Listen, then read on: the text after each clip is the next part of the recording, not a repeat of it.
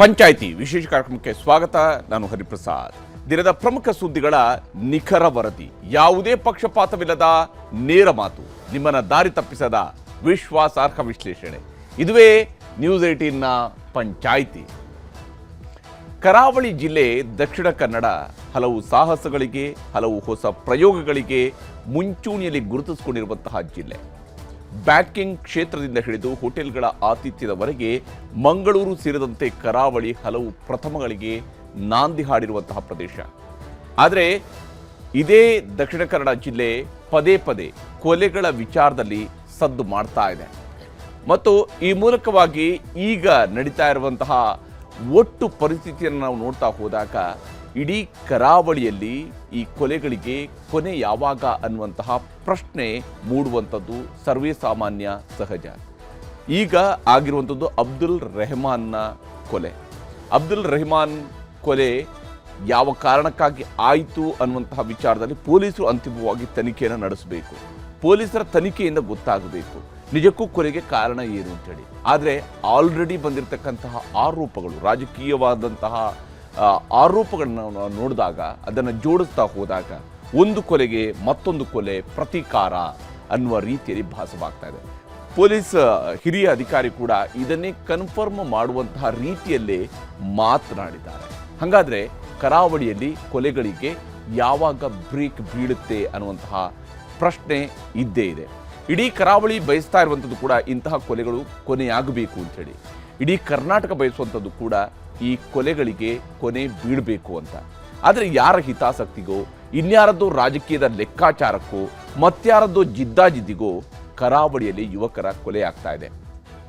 ಒಂದು ಕೊಲೆಗೆ ಮತ್ತೊಂದು ಕೊಲೆ, ರಕ್ತಕ್ಕೆ ರಕ್ತ ಅನ್ನುವಂತಹ ರೀತಿಯಲ್ಲಿ ಕೊಲೆಗಳಾಗ್ತಾ ಇದ್ದಾವೆ.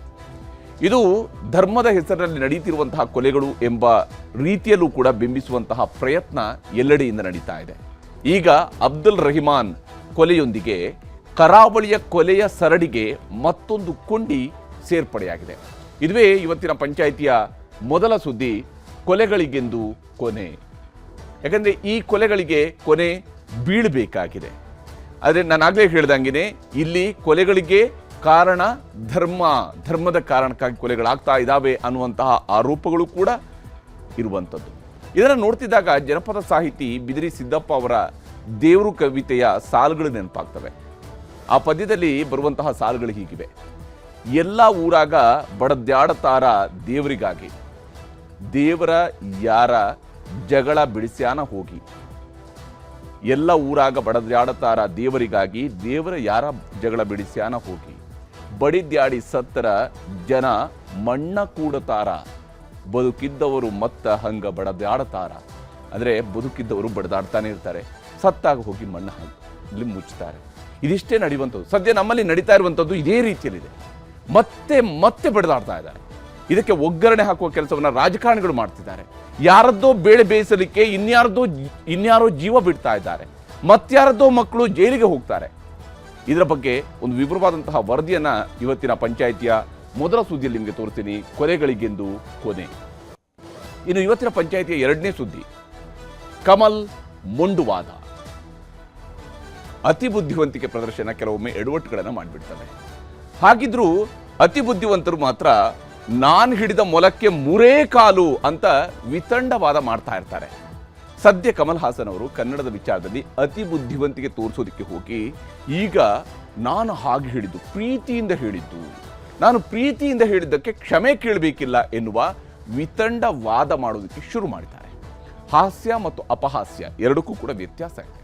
ನಿಮ್ಮ ಪ್ರೀತಿಯ ಮಾತುಗಳೇ ಇನ್ನೊಬ್ಬರಿಗೆ ನೋವನ್ನು ಉಂಟು ಮಾಡಿದೆ ಅನ್ನುವಂಥದ್ದು ನಿಮ್ಮ ಮನಸ್ಸಿಗೆ ಅನ್ನಿಸಿದ್ರೆ ಅದನ್ನು ಸಬೂಬು ಹಿಡ್ಕೊಂಡು ತಾನು ಪ್ರೀತಿಯಿಂದ ಹೇಳಿದೆ ಅಂತ ಸಮರ್ಥಿಸ್ಕೊಳ್ತಾ ಹೋದರೆ ಎಷ್ಟೇ ಎತ್ತರಕ್ಕೆ ಏರಿದವರೇ ಆದರೂ ವ್ಯಕ್ತಿತ್ವದಲ್ಲಿ ಕುಸಿದು ಹೋಗ್ತಾರೆ.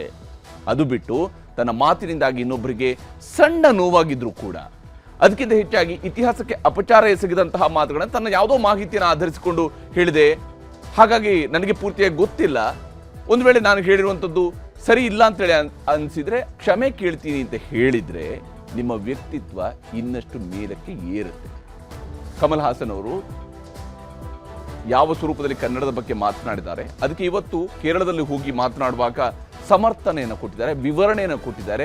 ನಾನು ಇತಿಹಾಸದಿಂದ ಹೇಳಿರೋದು, ನಿಮಗೆ ಬೇಕಾಗಿರೋದನ್ನು ನೀವು ಓದಿದಾಗ ಅದೇ ಇತಿಹಾಸ ಆಗೋಗ್ಬಿಡುತ್ತೆ. ಹಂಗಾಗಬಾರ್ದು. ಇತಿಹಾಸದ ಸಮಗ್ರವಾಗಿ ತಿಳ್ಕೊಂಡಿರ್ಬೇಕು.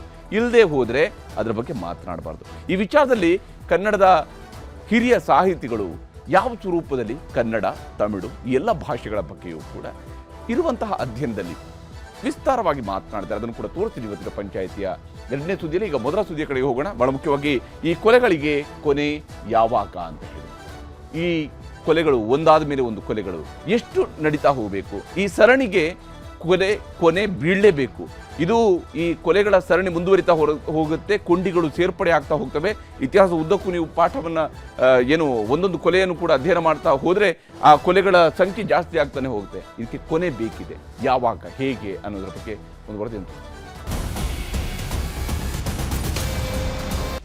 ದಕ್ಷಿಣ ಕನ್ನಡ ಜಿಲ್ಲೆಯಲ್ಲಿ ಮುಂಗಾರು ಮಳೆಯ ನೀರು ಸಾಲದು ಎಂಬಂತೆ ನೆತ್ತರೂ ಹರಿದಿದೆ. ಹವಾಮಾನ ಇಲಾಖೆಯ ರೆಡ್ ಅಲರ್ಟ್ ಜೊತೆಗೆ ಬಿಸಿ ರಕ್ತದ ರೆಡ್ ಅಲರ್ಟ್ ಕೂಡ ಜಾರಿಯಾಗಿದೆ. ಮಂಗಳವಾರ ಮಧ್ಯಾಹ್ನ 3:30 ಚೆಲ್ಲಿದ ರಕ್ತ ಇಡೀ ಕರಾವಳಿಯನ್ನ ಮತ್ತೆ ಬೆಚ್ಚಿ ಬೀಳಿಸಿದೆ. ಬಂಟ್ವಾಳದ ಇರಾಕೋಡಿಯಲ್ಲಿ ನಡೆದ ಭೀಕರ ಕೊಲೆ ಇಡೀ ಜಿಲ್ಲೆಯನ್ನ ಬೂದಿ ಮುಚ್ಚಿದ ಕೆಂಡದಂತಾಗಿಸಿದೆ. ಮರಳು ಅನ್ಲೋಡ್ ಮಾಡಿ ಹೋಗ್ತಿದ್ದವನ ಕಗ್ಗೊಲೆ, ನರಳಿ ಪ್ರಾಣ ಬಿಟ್ಟ ರಹಿಮಾನ್, ಶಫಿ ಬದುಕಿದ್ದೇ ಪವಾಡ. ಕರಾವಳಿ ಜಿಲ್ಲೆಯಲ್ಲಿ ನೆತ್ತರದಾಹ ನಿಲ್ತಿಲ್ಲ. ಕೋಮು ಸಂಘರ್ಷವೋ ಅಥವಾ ಇನ್ಯಾವ ದ್ವೇಷವೋ ಗೊತ್ತಿಲ್ಲ, ಮೇಲಿಂದ ಮೇಲೆ ಹೆಣಗಳು ಮಾತ್ರ ಉರುಳುತ್ತಾನೇ ಇವೆ. ಸುಹಾಸ್ ಶೆಟ್ಟಿ ಹತ್ಯೆಯಾಗಿ ಆ ನೆತ್ತರ ಕಲೆಗಳು ಇನ್ನೂ ಮಾಸಿಲ್ಲ. ಅಷ್ಟರಲ್ಲಾಗಲೇ ಮತ್ತೋರ್ವನ ಕಗ್ಗೊಲೆಯಾಗಿದೆ. ಪಿಕಪ್ ವಾಹನ ಚಾಲಕ ರಹಿಮಾನ್ ಬಂಟ್ವಾಳ ತಾಲೂಕಿನ ಇರಾಕೋಡಿಯಲ್ಲಿ ಮರಳು ಅನ್ಲೋಡ್ ಮಾಡಿ ಹೊರಟಿದ್ದ. ಈ ವೇಳೆ ಅದೆಲ್ಲಿಂದ ಬಂದ್ರೋ ಗೊತ್ತಿಲ್ಲ, ಏಕಾಏಕಿ ರಹಿಮಾನ್ ಮೇಲೆ ಹಂತಕರ ತಂಡ ಮುಗಿಬಿದ್ದಿದೆ. ಗಾಡಿಯಲ್ಲಿ ಕುಳಿತಿದ್ದವನನ್ನ ಎಳ್ಕೊಂಡು ಹೊರಗೆ ಬಂದು ಸಿಕ್ಕಂತೆ ಕೊಚ್ಚಿದ್ದಾರೆ. ಈತನ ಜೊತೆಗಿದ್ದ ಶಫಿ ಮೇಲೂ ಮಚ್ಚು ಬೀಸಿದ್ದು ಅದೃಷ್ಟವಶಾತ್ ಸಾವಿನ ದವಡೆಯಿಂದ ಪಾರಾಗಿದ್ದಾನೆ.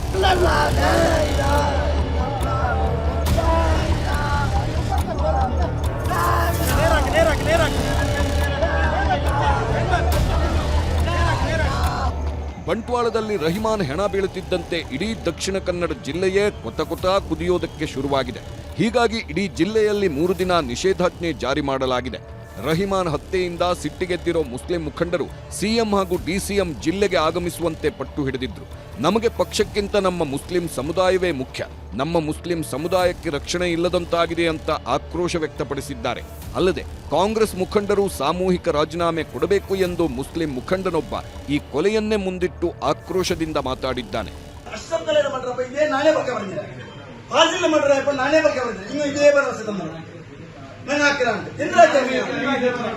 നിങ്ങൾ സാമൂഹികമായി മുസ്ലിംസ് സാമൂഹികമായിട്ട് മുസ്ലിം നായകന്മാര് നിങ്ങൾ കോൺഗ്രസ് പാർട്ടിയോ ഡിസൈൻ ആക്കിയിട്ട് പുറത്തു വരും. ഞങ്ങൾ ഏ പാർട്ടി നിങ്ങൾ ಸೇರണ്ട, നിങ്ങൾ അതേ കോൺഗ്രസ് നിൽക്കുവാണ്, നിങ്ങൾ നിൽക്കുവാണെങ്കിൽ ഉണ്ടാക്കണ്ട. ഞങ്ങൾ ഒപ്പിക്ക് കൊണ്ടേ ഓക്കെ, ഞങ്ങൾ സമുദായം ഇസത്തിലൂടെ ജീവിക്കണം. എത്ര തല തപ്പിട്ട് ജീവിച്ചിട്ടുള്ള റെപ്രസെന്റേഷൻ யூடிக்காதருக்கு சொல்லணும், நீங்க செலீமுக்கு சொல்லணும், நீங்க ஜமீர் அஹ்மதுக்கு சொல்லணும், நீங்க வேற யார் முஸ்லிம்ஸ் உள்ளாரு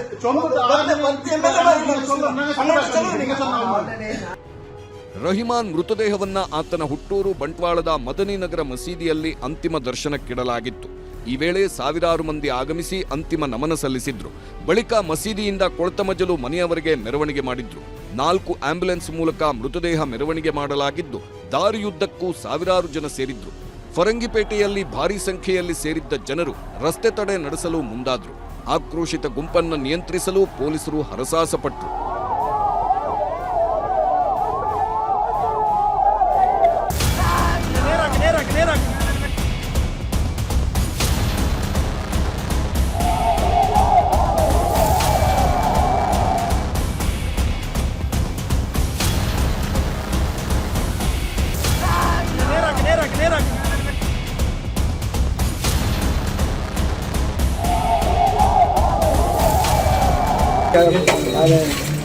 గోల్ చెప్పింది బాగా పూజ అంటే పోతుంది బాగా తిరగబోతున్న బాగా తగ్గింది. ఇంకా కూడిలో తనకాల్పడు ಎಲ್ಲ ಬಾగా ಕೂಡಲೇ ತನಕಾಲ್ಪಡು ಕೆರ್ನಾನ್ ಕೆರಳಿ ನಮಗೆ ಎಂಕೀರು ಹೋಗ್ತಾರೆ ಆಯಾಗ ಹೋಗ್ತಾರೆ ಕಟ್ಟಿದ್ದೆ എനിക്ക് എന്ത് 16 ವರ್ಷ ಕಂಡ ಬೇರೆ ಪಾತ್ರ ಎಂದಾದ ರಹಿಮಾನ್ ಹತ್ಯೆಯ ನಂತರ ಪರಿಸ್ಥಿತಿಯ ಲಾಭ ಪಡೆದು ಕೆಲವು ಕಿಡಿಗೇಡಿಗಳು ಇಡೀ ಜಿಲ್ಲೆಯಲ್ಲಿ ಉದ್ವಿಗ್ನ ವಾತಾವರಣ ನಿರ್ಮಿಸಲು ಮುಂದಾದ್ರು. ಇದೇ ಕಾರಣದಿಂದ ಕಲ್ಲು ತೂರಾಟ ನಡೆಸಿದ್ದು ಬಸ್ಗಳ ಮೇಲೆ ಕಲ್ಲೆಸೆಯಲಾಗಿದೆ.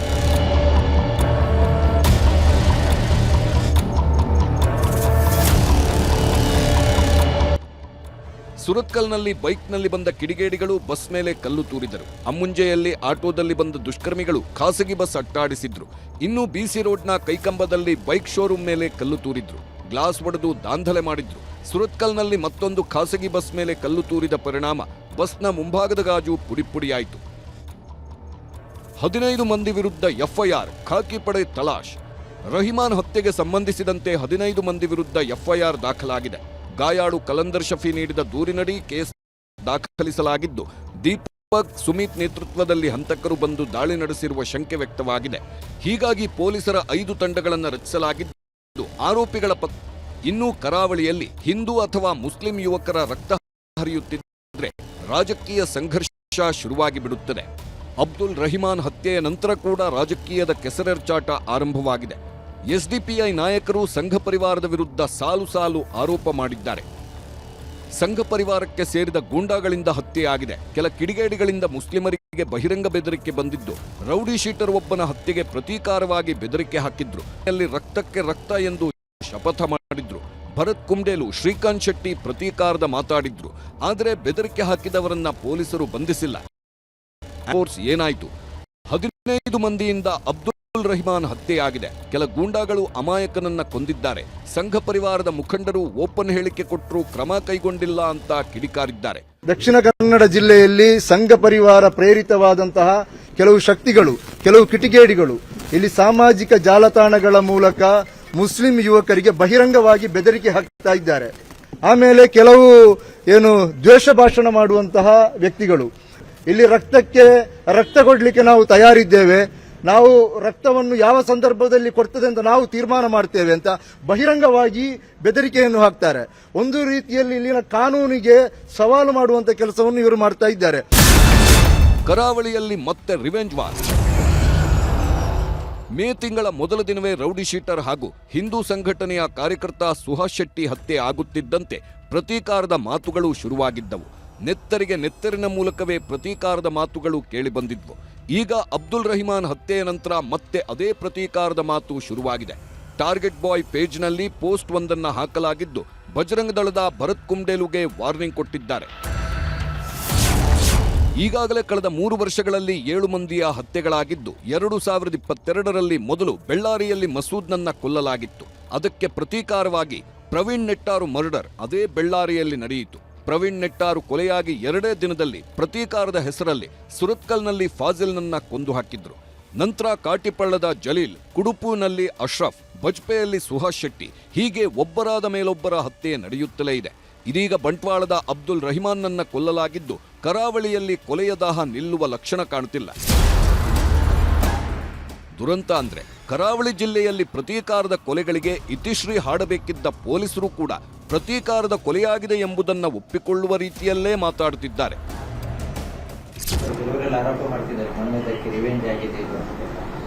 ನೋಡಪ್ಪ, ನೀವು ದಕ್ಷಿಣ ಕನ್ನಡ ಜಿಲ್ಲೆಗೆ ನಾವು ಹೊಸಬರು ಇರ್ಬೋದು, ನೀವು ಯಾರು ಹೊಸಬರು ಇಲ್ಲ. ನಿಮಗೆ ಈ ಜಿಲ್ಲೆಯ ಇತಿಹಾಸ ಎಲ್ಲ ಚೆನ್ನಾಗಿ ಗೊತ್ತಿದೆ. ನಿಮಗೆ ಈ ಪ್ರಶ್ನೆಗೆ ಉತ್ತರ ಕೂಡ ನಿಮಗೆ ಗೊತ್ತಿದೆ. ನೀವು ಇದನ್ನ ಇಲ್ಲ, ಎಲ್ಲರಿಗೂ ಈ ಪ್ರಶ್ನೆಗೆ ಉತ್ತರ ಎಲ್ಲರಿಗೂ ಗೊತ್ತಿದೆ. ಬಂಟ್ವಾಳದ ರಹಿಮಾನ್ ಕೊಲೆ ವಿಚಾರ ಇದೀಗ ರಾಜಕೀಯವಾಗಿಯೂ ಚರ್ಚೆಗೆ ವೇದಿಕೆಯಾಗಿದೆ.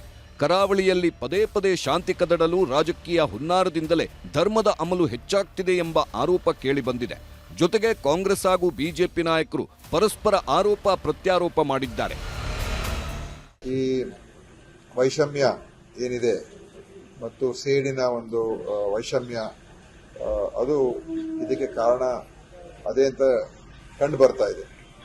ಇದು ಏನಂತ ಹೇಳಿದ್ರೆ, ಈ ಕೋಮುವಾದದ ಒಂದು ಕೆಟ್ಟ ವಾತಾವರಣ ಏನು ನಿರ್ಮಾಣ ಆಗ್ತದೆ ಮತ್ತು ನಿರ್ಮಾಣ ಆಗಿದೆ, ಅದರ ಒಂದು ಫಲಶ್ರುತಿ ಅಂತಾನೆ ಹೇಳ್ಬೋದಿದು. ಆದರೂ ಇನ್ನು ತನಿಖೆ ಎಲ್ಲ ಪೂರ್ತಿಯಾಗಿ ಪೊಲೀಸ್ ಅವರು ಮಾಡಿದ ನಂತರ ಎಲ್ಲ ವಿಷಯಗಳು ಹೊರಗೆ ಬರ್ತದೆ. ದಕ್ಷಿಣ ಕನ್ನಡ ಜಿಲ್ಲೆಯ ಡಿಸ್ಟ್ರಿಕ್ಟ್ ಮಿನಿಸ್ಟರ್ ದಿನೇಶ್ ಗುಂಡೂರಾವ್ ಏನು ಸ್ಟೇಟ್ಮೆಂಟ್ ಅನ್ನು ಕೊಟ್ಟಿದ್ದಾರೆ. ಬಹಳ ಬೇಜವಾಬ್ದಾರಿಯಿಂದ ಮಾತಾಡುವುದನ್ನು ಅವರು ಅಭ್ಯಾಸ ಮಾಡಿಕೊಂಡಿದ್ದಾರೆ. ಇವತ್ತು ದಕ್ಷಿಣ ಕನ್ನಡ ಜಿಲ್ಲೆಯಲ್ಲಿ ಯಾವುದೇ ಸಾವುಗಳನ್ನ ನೋವುಗಳನ್ನ ನಾವು ನೋಡಿದ್ರೆ ಆಗ್ತಾ ಇದ್ರೆ ಅದಕ್ಕೆ ಕಾರಣ ಕಾಂಗ್ರೆಸ್ ಮತ್ತು ಅದರ ತುಷ್ಟೀಕರಣ ರಾಜಕೀಯ. ಈ ಎಲ್ಲ ಬೆಳವಣಿಗೆಗಳ ಮಧ್ಯೆಯೇ ದಕ್ಷಿಣ ಕನ್ನಡ ಎಸ್ಪಿ ಯತೀಶ್ ಅವರನ್ನ ಭೇಟಿಯಾಗಿ ಮುಸ್ಲಿಂ ಮುಖಂಡರು ದೂರು ನೀಡಿದ್ದಾರೆ. ಬಜ್ಪೆ ಚಲೋ ಕಾರ್ಯಕ್ರಮದಲ್ಲಿ ಉದ್ರೇಕಕಾರಿ ಭಾಷಣ ಮಾಡಿದ್ದೇ ರಹಿಮಾನ್ ಕೊಲೆಗೆ ಕಾರಣ ಎಂದು ದೂರು ಕೊಟ್ಟಿದ್ದಾರೆ. ಪೊಲೀಸರು ರಹಿಮಾನ್ ಹಂತಕರ ಬೇಟೆಗಿಳಿದಿದ್ದು ಈಗಾಗಲೇ 3 ವಶಕ್ಕೆ ಪಡೆದಿದ್ದಾರೆ. ಹಿಂದೂ ಮುಸ್ಲಿಂ ಎಂಬ ಹೆಸರಿನಲ್ಲಿ ಕರಾವಳಿಯಲ್ಲಿ ನಡೆಯುತ್ತಿರುವ ಕೊಲೆಗಳಿಗೆ ಕೊನೆಯೆಂದು ಜನರು ನೆಮ್ಮದಿಯಿಂದ ಜೀವನ ನಡೆಸುವಂತೆ ಮಾಡಲು ಸರ್ಕಾರ ಹಂತಕರು ಹಾಗೂ ಅವರಿಗೆ ಪ್ರಚೋದನೆ ನೀಡುತ್ತಿರುವ ಕಾಣದ ಕೈಗಳ ವಿರುದ್ಧ ಕಠಿಣ ಕ್ರಮ ಕೈಗೊಳ್ಳಲೇಬೇಕಿದೆ. ಇಲ್ಲದೆ ಹೋದ್ರೆ ಕರಾವಳಿಯಲ್ಲಿ ಇನ್ನೆಷ್ಟು ಹೆಣಗಳು ಉರುಳುತ್ತವೆ ಎನ್ನುವುದನ್ನ ಊಹಿಸೋದೇ ಕಷ್ಟ ಎಂಬಂತಾಗಿರುವುದು ನಿಜಕ್ಕೂ ವಿಪರ್ಯಾಸ. ಕ್ಯಾಮರಾಮನ್ ನಿಖಿಲ್ ಸುವರ್ಣ ಜೊತೆ ಕಿಶನ್ ಶೆಟ್ಟಿ, ನ್ಯೂಸ್ 18 ಮಂಗಳೂರು. ಇಲ್ಲಿ ನಡೀತಾ ಇರುವ ಕೊಲೆಗಳಿಗೆ ಕೊನೆ ಹಾಡಬೇಕಾಗಿರುವಂಥದ್ದು ನಿಮಗೆ ಉತ್ತರ ಗೊತ್ತಿದೆ ಅಂತ ಹೇಳುವಂಥ ರೀತಿಯಲ್ಲಿ ಪೊಲೀಸ್ ವ್ಯವಸ್ಥೆ ಹೇಳ್ತಾ ಇದ್ರೆ ಇದು ಕೈಚೆಲ್ಲಿ ಕುಳಿತಂತಹ ಪರಿಸ್ಥಿತಿ ನಿರ್ಮಾಣ ಆಗುತ್ತೆ. ಖಂಡಿತವಾಗ್ಲೂ ಕೂಡ ಆ ರೀತಿಯಾದಂತಹ ಪರಿಸ್ಥಿತಿ ಆಗಬಾರ್ದು. ಇದಕ್ಕೆ ಕಾರಣಗಳು ನಿಮಗೂ ಕೂಡ ಗೊತ್ತಿದೆ, ಅದನ್ನು ನೀವು ಬಹಿರಂಗವಾಗಿ ಹೇಳೋದಕ್ಕೆ ನಿಮಗೆ ಸಾಧ್ಯ ಆಗಿಲ್ಲ ಅಂತೇಳಿ. ಆದರೆ ತತ್ಕ್ಷಣಕ್ಕೇ ಇಂತಹ ಪ್ರತಿಕಾರದ ಕೊಲೆಗಳಿಗೆ ಇತಿಶ್ರೀ ಹಾಡಿಸಬೇಕಾದಂತಹ ಮೂಲವನ್ನು ಹುಡುಕಬೇಕು. ಇಲ್ಲದೆ ಹೋದರೆ ಒಂದು ಕೊಲೆಗೆ ಮತ್ತೊಂದು ಕೊಲೆ ಆಗುತ್ತೆ, ಎಲ್ಲ ನಿಮಗೆ ಗೊತ್ತಿದೆ. ಅಂದರೆ ಏನು ಆಡಳಿತ ನಡೀತಾ ಇದೆ, ಯಾವ ರೀತಿ ಆಡಳಿತ ನಡೀತಾ ಇದೆ ರಾಜ್ಯದಲ್ಲಿ. ಕರ್ನಾಟಕದ ಕರಾವಳಿಯಲ್ಲಿ ಕೊಲೆಗಳು ನಡೀತಾ ಹೋಗ್ತವೆ, ನಿಮಗೆ ಗೊತ್ತಿದೆ. ಏನಕ್ಕೆ ನಡೀತವೆ ನಿಮ್ಗೆ ಗೊತ್ತಿದೆ. ಹಾಗಾದ್ರೆ ಪೊಲೀಸರು ಇರೋದೇನಕ್ಕೆ? ಕೊಲೆ ಆದ ನಂತರ ಹೋಗಿ ಅಲ್ಲಿ ಮಹಜರ್ ಮಾಡೋದಕ್ಕಿರುವಂಥದ್ದು ಪೊಲೀಸರು ಇರುವಂಥದ್ದು. ಇದನ್ನು ತಡಿಬೇಕಂತ ಜವಾಬ್ದಾರಿ ಯಾರದ್ದು? ಸರ್ಕಾರ ಈ ಕೆಲಸವನ್ನು ಯಾವಾಗ ಮಾಡುತ್ತೆ? ಇದು ಇಲ್ಲಿರುವಂತಹ ಪ್ರಶ್ನೆ. ಈ ವಿಚಾರಗಳಲ್ಲಿ ಸರ್ಕಾರ ಬಹಳ ಸೀರಿಯಸ್ ಆಗಲೇಬೇಕು. ಇಲ್ಲದೆ ಹೋದರೆ ಈ ಕೊಲೆಗಳಿಗೆ ಕೊನೆ ಇಲ್ಲದಂತಾಗುತ್ತೆ. ಮತ್ತು ಇದೇ ರೀತಿಯಾದಂಥ ಆಟಿಟ್ಯೂಡಲ್ಲಿ ಹೋದರೆ ನಿಜಕ್ಕೂ ಕೂಡ ಇನ್ನೆಷ್ಟು ಹೆಣಗಳು ಉರುಳುತ್ತವೆ ಗೊತ್ತಿಲ್ಲ. ಅದರಿಂದ ಇನ್ಯಾರ ಮನೆಗಳು ಮೇಲಕ್ಕೆ ಹೋಗ್ತವೆ, ಇನ್ಯಾರ ಮನೆಗಳು ಅನಾಥ ಆಗ್ತವೆ ಅನ್ನೋದನ್ನು ಊಹಿಸ್ಕೊಳ್ಳೋದಕ್ಕೆ ಸಾಧ್ಯ ಇಲ್ಲ. ಇದು ಬಹಳ ಮುಖ್ಯವಾಗಿ ಕಮಲ್ ಹಾಸನ್ ಆಡಿರುವಂತಹ ಮಾತು, ಆ ಮಾತಿನಿಂದ ಆ ಮಾತಿಗೆ ವ್ಯಕ್ತವಾಗಿರತಕ್ಕಂತಹ ಪ್ರತಿಕ್ರಿಯೆ, ಕರ್ನಾಟಕದ ಪ್ರತಿಕ್ರಿಯೆ, ಕನ್ನಡಿಗರ ಪ್ರತಿಕ್ರಿಯೆ, ಕನ್ನಡಿಗರ ಸಿಟ್ಟು, ಕನ್ನಡಿಗರ ಆಕ್ರೋಶ ಇವೆಲ್ಲವೂ ಕೂಡ ಕಮಲ್ ಹಾಸನ್ಗೆ ಗೊತ್ತಾಗಿದೆ. ಗೊತ್ತಾದ ನಂತರ ಕಮಲ್ ಹಾಸನ್ ಹೊಸದೊಂದು ಸ್ವರೂಪದಲ್ಲಿ ಇದನ್ನು ವಿವರಿಸ್ತಾ ಇದ್ದಾರೆ. ನಾನು ಪ್ರೀತಿಯಿಂದ ಹೇಳಿದೆ ಅಂತ ಹೇಳ್ಕೊಳ್ತಾ ಇದ್ದಾರೆ. ಪ್ರೀತಿಯಿಂದ ಹೇಳಿದಕ್ಕೆ ಕ್ಷಮೆ ಕೇಳೋದಿಲ್ಲ ಅಂತ ಮೊಂಡುವಾದವನ್ನು ಮಾಡ್ತಾ ಇದ್ದಾರೆ.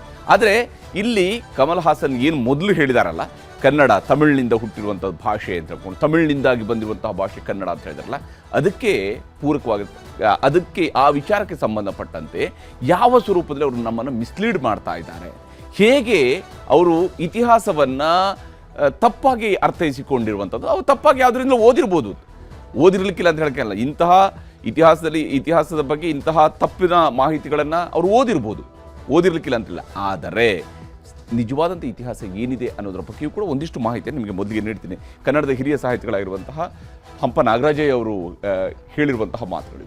ಕನ್ನಡ ಮತ್ತು ತಮಿಳು ಭಾಷೆಗಳು ಸಹೋದರ ಭಾಷೆಗಳು ಅಂತ ಸಾಹಿತಿ ಡಾಕ್ಟರ್ ಹಂಪನ ಅವರು ವಿವರಣೆಯನ್ನು ನೀಡಿದ್ದಾರೆ. ಕಮಲ್ ಹಾಸನ್ಗೆ ಭಾಷೆಯ ಇತಿಹಾಸದ ಬಗ್ಗೆ ಪಾಠ ಮಾಡಿದ್ದಾರೆ ಹಿರಿಯ ಸಾಹಿತಿಗಳು. ಯಾವ ರೀತಿಯಲ್ಲಿ ಅವರು ಹೇಳಿದ್ದಾರೆ ಅಂತ ಹೇಳಿದರೆ, ಕನ್ನಡ, ತಮಿಳು, ತೆಲುಗು, ಮಲಯಾಳಂ, ಗೋಂಡಿ, ಕುರು, ವಲ್ಲಾರೆ ಸೇರಿದಂತೆ 25ಕ್ಕೂ ಹೆಚ್ಚು ದ್ರಾವಿಡ ಭಾಷೆಗಳಿದ್ದಾವೆ. ಅದರಲ್ಲಿ ನಮ್ಮ ತುಳು ಕೂಡ ಸೇರಿರುವಂಥದ್ದು. ಕರ್ನಾಟಕದಲ್ಲಿ ಆಡುವಂಥ ತುಳು, ಕೊಡವ ಭಾಷೆಗಳು ಕೂಡ ಸೇರುತ್ತವೆ. 5,000 ವರ್ಷಗಳ ಹಿಂದಿನ ಮೂಲ ದ್ರಾವಿಡ ಭಾಷೆಗಳಿಂದ ಪ್ರತ್ಯೇಕವಾದ ಭಾಷೆಗಳು ಮೂಲ ದ್ರಾವಿಡ ಭಾಷೆಯಿಂದ ಪ್ರತ್ಯೇಕವಾದಂತಹ ಭಾಷೆಗಳಿವು. ಇಂಡೋ ಆರ್ಯನ್, ಇಂಡೋ ಯುರೋಪಿಯನ್ ಪ್ರಭಾವಿತ ಸಂಸ್ಕೃತ ಪ್ರಾಕೃತ ಭಾಷೆಗಳ ತಾಣ ನಮ್ಮ ದೇಶ ಭಾರತ. ನಮ್ಮ ಭಾರತದಲ್ಲಿ ಬಹಳಷ್ಟು ಭಾಷೆಗಳಿದ್ದಾವೆ, ಬಹಳಷ್ಟು ಭಾಷೆಗಳು ಉಗಮ ಆಗಿದ್ದಾವೆ. ಇಲ್ಲಿ ದ್ರಾವಿಡ ಭಾಷೆಗಳಲ್ಲಿ ಕನ್ನಡ, ತಮಿಳು, ತೆಲುಗು, ಮಲಯಾಳಂ ಭಾಷೆಗಳು ಪ್ರಮುಖವಾಗಿರುವಂತಹ ಭಾಷೆಗಳು.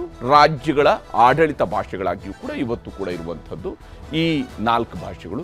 ಭಾರತದ ಪ್ರಾಚೀನ ಭಾಷೆಗಳಲ್ಲಿ ಪ್ರಮುಖವಾಗಿರ್ತಕ್ಕಂಥದ್ದು ಕನ್ನಡ ಮತ್ತು ತಮಿಳು. ಇದೇ ಕಾರಣಕ್ಕಾಗಿ ಕನ್ನಡ ಮತ್ತು ತಮಿಳು ಭಾಷೆಗಳಿಗೆ ಭಾರತ ಸರ್ಕಾರ ಶಾಸ್ತ್ರೀಯ ಸ್ಥಾನಮಾನ ಕೊಟ್ಟಿದೆ. ಕೇವಲ ತಮಿಳಿಗೆ ಕೊಟ್ಟಿಲ್ಲ, ಕನ್ನಡಕ್ಕೂ ಕೂಡ ಕೊಟ್ಟಿದೆ. ಕನ್ನಡ ಶಾಸ್ತ್ರೀಯ ಭಾಷೆಯ ಸ್ಥಾನಮಾನವನ್ನು ಪಡೆಯೋದಕ್ಕೆ ಬಹಳ ಮುಖ್ಯ ಕಾರಣ ಕನ್ನಡ ತನ್ನದೇ ಆದಂಥ ಸ್ವಂತಿಕೆಯನ್ನು ಹೊಂದಿರತಕ್ಕಂತಹ ಭಾಷೆ. ಇದು ತಮಿಳಿನಿಂದ ಹುಟ್ಟುಕೊಂಡಿರುವಂತಹ ಭಾಷೆ ಅಂತೇಳಿ ಅಲ್ಲ. ಶಾಸ್ತ್ರೀಯ ಸ್ಥಾನಮಾನ ಕನ್ನಡಕ್ಕೆ ಇದೆ. ಕನ್ನಡ, ತಮಿಳು, ತೆಲುಗು, ಮಲಯಾಳಂ ಸಹೋದರ ಬಾಂಧವ್ಯದ ಭಾಷೆಗಳು ಮತ್ತು ಇದನ್ನು ಸಹೋದರ ಬಾಂಧವ್ಯದ ಭಾಷೆಗಳು ಅಂತಲೇ ನಾವು ನೋಡಬೇಕು. ಇದು ಬಹಳ ಮುಖ್ಯವಾಗಿರುವಂಥದ್ದು. ಕಮಲ್ ಹಾಸನ್ ರೀತಿಯಲ್ಲಿ ನಮ್ಮಿಂದಾಗಿ ಇವರು ಅನ್ನುವಂಥ ರೀತಿಯಲ್ಲೆಲ್ಲ, ಅದು ತಾಯಿ ಭಾಷೆ ಅಲ್ಲ, ಅದು ಸಹೋದರಿ ಭಾಷೆ. ಅದು ತಮಿಳು, ಕನ್ನಡ, ತಮಿಳು, ತೆಲುಗು, ಮಲಯಾಳಂ, ತುಳು ಭಾಷೆಗಳಿಗೆ ಸ್ವತಂತ್ರ ಲಿಪಿಗಳಿದ್ದಾವೆ. ಈ 5 ಭಾಷೆಗಳು ಕೂಡ ಸ್ವತಂತ್ರ ಲಿಪಿಗಳನ್ನು ಹೊಂದಿರತಕ್ಕಂತಹ ಭಾಷೆಗಳು. ಕನ್ನಡ, ತಮಿಳು, ತೆಲುಗು, ಮಲಯಾಳಂ ಮತ್ತು ತುಳು ಭಾಷೆಗಳು ಸ್ವತಂತ್ರ ಲಿಪಿಗಳನ್ನು ಹೊಂದಿರುವಂತಹ ಭಾಷೆಗಳು. ತಮಿಳು ಶಾಸನಗಳಲ್ಲಿ ಕನ್ನಡದ ಪ್ರಭಾವ ಇದೆ, ಕನ್ನಡದ ಶಬ್ದಗಳು, ರೂಪಗಳಿದ್ದಾವೆ. ಕನ್ನಡದ ತಮಿಳಿನ ಶಾಸನಗಳಲ್ಲಿದ್ದಾವೆ ಕನ್ನಡದ ವಿಚಾರಗಳು. ಲಿಪಿಯ ದೃಷ್ಟಿಯಿಂದ ತೆಲುಗು, ಕನ್ನಡ ಒಂದಾದವು, ಅಂದರೆ ಸಿಮಿಲಾರಿಟಿ ಇದ್ದಾವೆ, ಒಂದೇ ರೀತಿಯಲ್ಲಿ ಕಾಣ್ತವೆ, ಒಂದೇ ರೀತಿಯಲ್ಲಿ ಬರುವಂತಹ ರೀತಿಯಲ್ಲಿದ್ದಾವೆ. ಕನ್ನಡಕ್ಕೆ ಹೋಲಿಕೆ ಇದೆ ತೆಲುಗಿನಲ್ಲಿ, ಲಿಪಿಯಲ್ಲಿ. ಆದರೆ ಭಾಷೆಯ ದೃಷ್ಟಿಯಿಂದ ತಮಿಳು, ಕನ್ನಡ ಒಂದಾದವು ಅಂತೇಳಿ ಡಾಕ್ಟರ್ ಹಂಪ ನಾಗರಾಜಯ್ಯ ಅವರು ಸ್ಪಷ್ಟನೆಯನ್ನು ಕೊಟ್ಟಿದ್ದಾರೆ. ಬಹುಶಃ ಇದನ್ನು ಇಂಥವರು ಅರ್ಥ ಮಾಡ್ಕೊಳ್ಬೇಕಾಗತ್ತೆ. ಯಾರು? ಕಮಲ್ ಹಾಸನ್ ರೀತಿಯವರು ಅರ್ಥ ಮಾಡ್ಕೊಳ್ಬೇಕಾಗತ್ತೆ. ಹಂಪನ ಅವರ ಮಾತು ನಿಮಗೆ ತೋರಿಸ್ತಾರೆ. ಎಲ್ಲವೂ ಒಟ್ಟಿಗೆ ಹುಟ್ಟಿದಂಥದ್ದೇನೆ. ಇವೆಲ್ಲ ಒಟ್ಟಿಗೆ ಹುಟ್ಟಿ ಈಗ ಅಣ್ಣ ತಮ್ಮಂದರಲ್ಲಿ ಒಂದು ಕುಟುಂಬದ ತಂದೆ ತಾಯಿಗಳಿಗೆ ಅವರು ಬಂದಿರ್ತಾರೆ. ಮೂಲ ದ್ರಾವಿಡದಲ್ಲಿ 5,000 ವರ್ಷದ ಹಿಂದೆ ಎಲ್ಲ ಒಟ್ಟಿಗೆ ಇದ್ದರು. ಆಮೇಲೆ ತಮ್ಮದೇ ಆದಂಥ ಒಂದು ಲಿಪಿಯನ್ನು, ತಮ್ಮದೇ ಆದಂತಹ ಒಂದು ಸಾಹಿತ್ಯವನ್ನು, ಆ ಭಾಷೆಯನ್ನು ಸ್ವತಂತ್ರವಾಗಿ ಬೆಳೆಸ್ಕೊಂಡ್ರು. ಹಾಗೆ ಕನ್ನಡನೂ ಕೂಡ ಬೆಳೀತು. ಅತ್ಯಂತ ಪ್ರಾಚೀನವಾದ ತಮಿಳು ಶಾಸನಗಳಲ್ಲೇ ಕನ್ನಡದ ಪ್ರಭಾವವನ್ನು ಇರೋದನ್ನು ಅವರೇ ಗುರುತಿಸಿದ್ದಾರೆ. ಅವು 89 ಅತ್ಯಂತ ಪ್ರಾಚೀನವಾದ ಶಾಸನಗಳಿವೆ. ಲಿಪಿಯ ದೃಷ್ಟಿಯಿಂದ ತೆಲುಗು ಕನ್ನಡ ಹತ್ತಿರ ಆದವು, ಭಾಷೆಯ ದೃಷ್ಟಿಯಿಂದ ತಮಿಳು ಕನ್ನಡ ಒಟ್ಟಿಗೆ ಆಗಿವೆ. ಆದ್ದರಿಂದ ಕಮಲ ಹಾಸನ್ ಅವರು ಹೇಳಿದ್ದು ತಪ್ಪು, ಅದು ಖಂಡನೀಯ.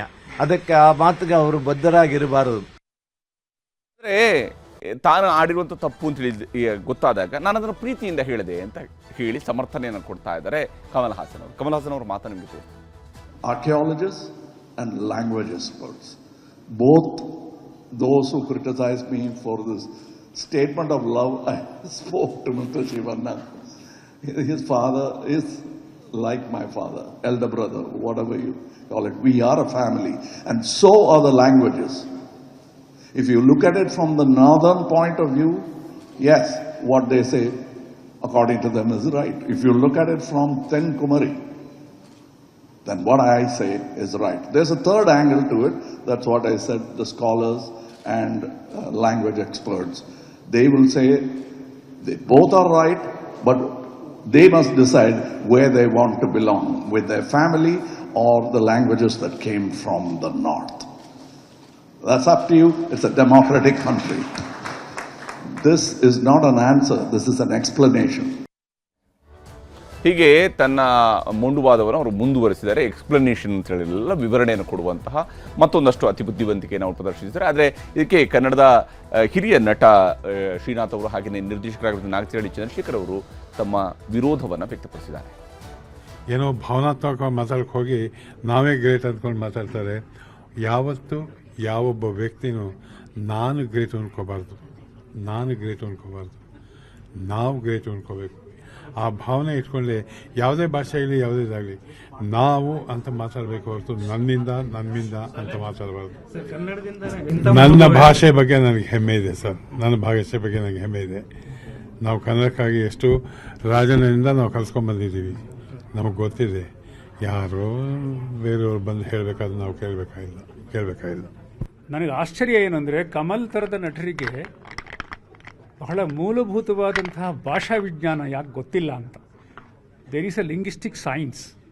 ನಾನು ಹೇಳೋದು ಏನಂದರೆ ಇವರೆಲ್ಲ ಇಷ್ಟು ದೊಡ್ಡ ಸ್ಥಾನಕ್ಕೆ ಹೋದವರಿಗೆ ಒಂದು ಪ್ರಾಥಮಿಕ ತಿಳುವಳಿಕೆ, it's a primary knowledge. Science ಪ್ರಕಾರ ಭಾಷೆ ಹೇಗೆ ಹುಟ್ಟುತ್ತೆ, ಕನ್ನಡದ ಬೇರು ಯಾವುದು ಅನ್ನುವಂಥದ್ದು. ಆದರೆ ಅದರಲ್ಲಿ ಯಾರನ್ನೋ ಒಬ್ಬರನ್ನ ಬೇಕು ಅಂತ ತಾಯಿ ಸ್ಥಾನಕ್ಕೆ ಕೂರಿಸ್ಕೊಳ್ಳೋದು, ಅದು ಒಂದು ಕನ್ನಡಿಗರನ್ನ ಕೆರಳಿಸುತ್ತೆ ಮತ್ತು ನೋಯಿಸುತ್ತೆ. ಅದು ತಮಿಳಿಗೂ ಮಾಡೋ ಅಪಮಾನ ಅಥವಾ ಯಾವುದೇ ಭಾಷೆಗೆ ಮಾಡೋ ಅಪಮಾನ. ಭಾಷೆಯ ಬಗ್ಗೆ ಸುಳ್ಳು ಹೇಳಬಾರ್ದು. ಇದಾಗಿತ್ತು ಇವತ್ತಿನ ಪಂಚಾಯಿತಿ. ನಮಸ್ಕಾರ.